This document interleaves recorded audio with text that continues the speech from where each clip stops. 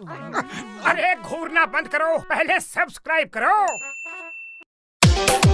अभी आप सुन रहे हैं खुटौना से मैथिली म्यूजिक की शानदार प्रस्तुति।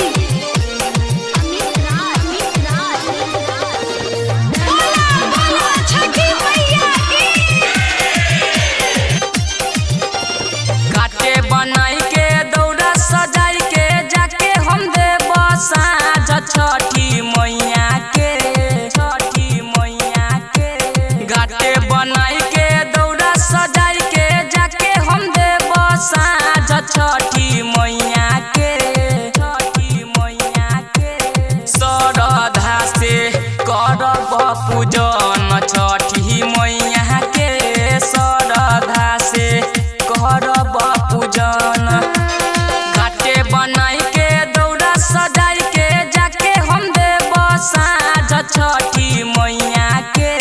छठी मैया के श्रद्धा से करब पूजन छठी मैया के। श्रद्धा से करब पूजन। बोला बोला छठी मैया की।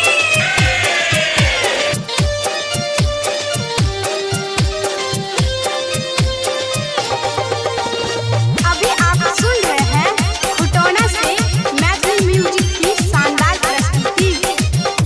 काचो ही बाँस के बहंगिया बनाइब फल फूल नारियल से दौरा सजाइब।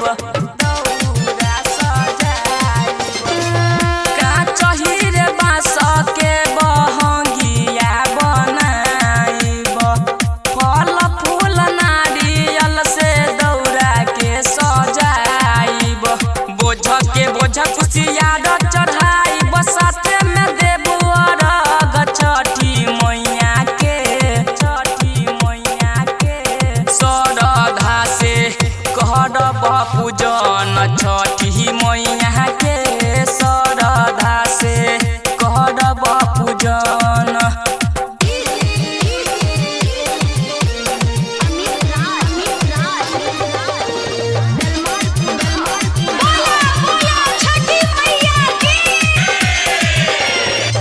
जोड़े जोड़े नारियल माई तोहरा चढ़ाइब लेके अर्घ खुटौना के घाटे जाइब। जोड़े जोड़े नारियल माई तोह के चढ़ाइब लेके अर्घ संत नगर घाटे जाइब। लेके अर्घ नदिया में बठार ह करेला सब पुकार छठी मैया के। मैया छठी मैया के श्रद्धा से करब पूजन छठी मैया के। श्रद्धा से करब पूजन। बोला बोला छठी मैया की।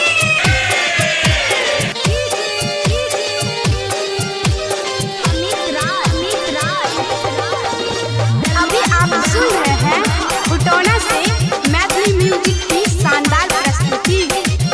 राइटर कैलाश पांड्या सौरभ सुभाष जी अखिलेश परवीन नीतीश साथ विकास जी।